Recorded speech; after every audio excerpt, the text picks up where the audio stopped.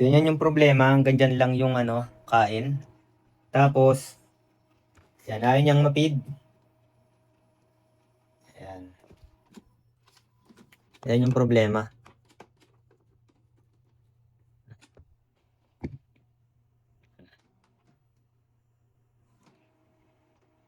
Tas, o kaya minsan ipipid niya, pagdating doon sa iluluwa niya rin.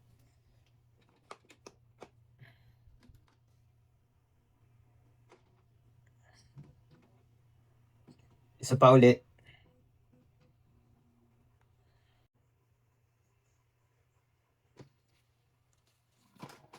Yan. Yan.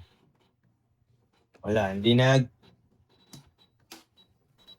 wala, minsan hindi naman talaga siya nagpiprint. Wala, ganyan lang. Tap na natin. Hindi lumabas yung papel.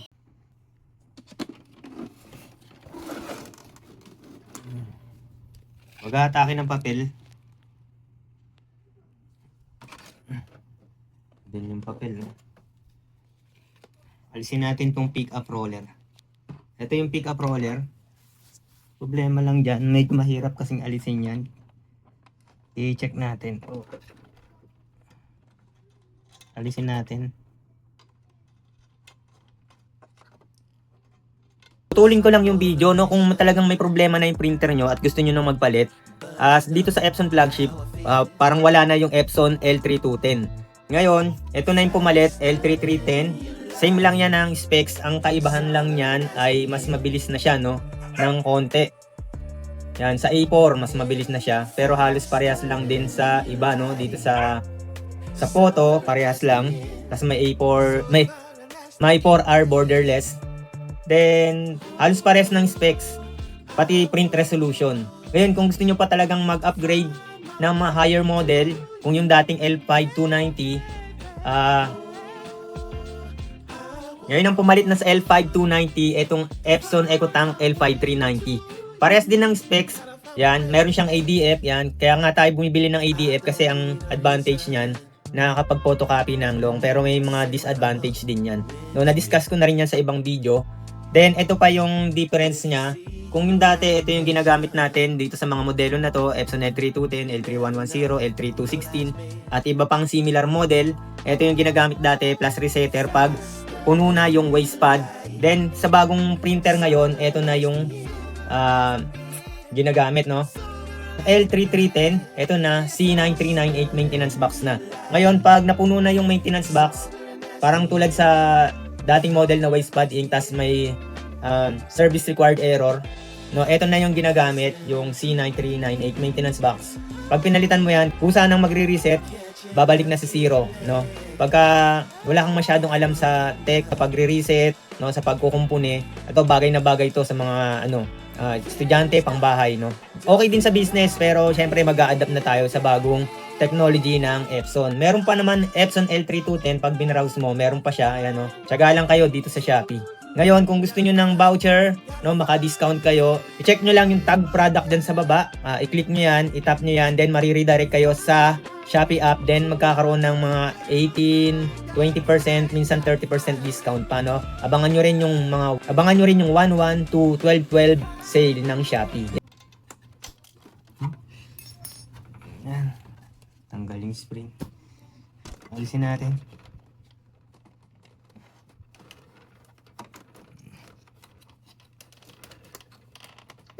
Yan.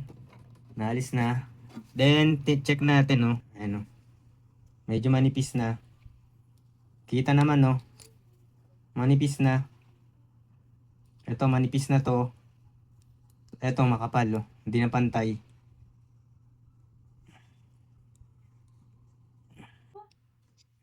Ayan, no. Manipis na. Hindi na siya pantay. Atake na lang. Tanggalin natin, no, yung naipit. Nangatakin dito. Natanggal na naman natin. Pwede na itong hatakin.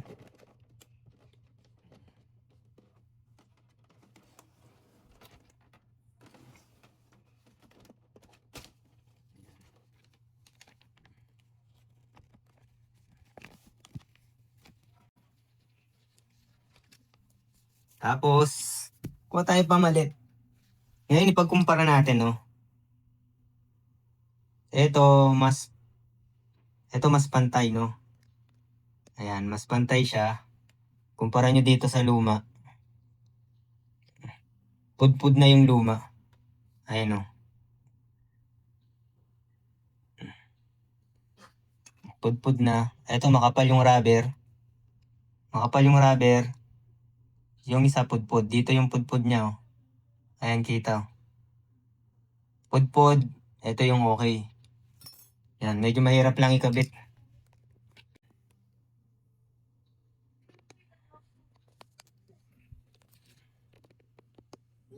Yan. Yung hirap lang siyang ikabit. Di tulad ng L121, mas madali. Ang layo nung ano eh. Medyo malayo yung kawitan ng spring.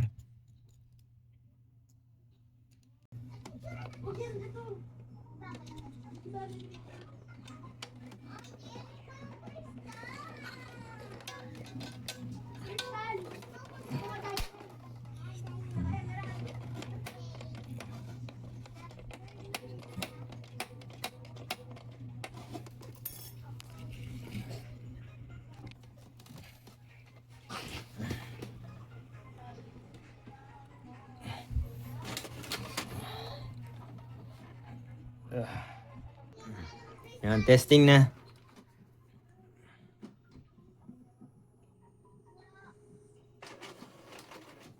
Yan, pinipid na ng maayos.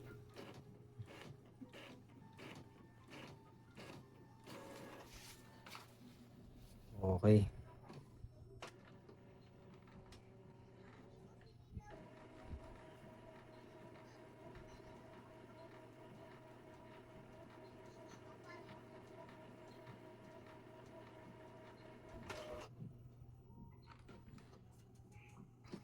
Diba?